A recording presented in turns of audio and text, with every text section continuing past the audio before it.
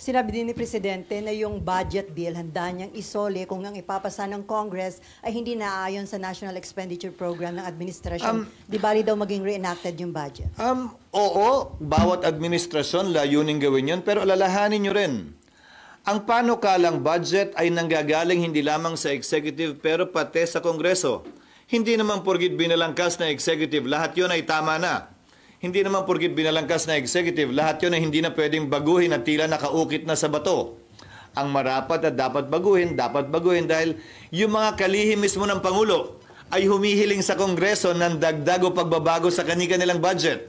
So siguro, kung may ganyang uri ng kautusan ng Pangulo, dapat pagsabihan din niya yung kanyang mga kalihim na kapag kami sinumite ng budget, ang DBM para sa kanilang departamento, huwag na silang humirit pa. Dahil bago sila makahirit ang pagkukunan ay ibang departamento rin.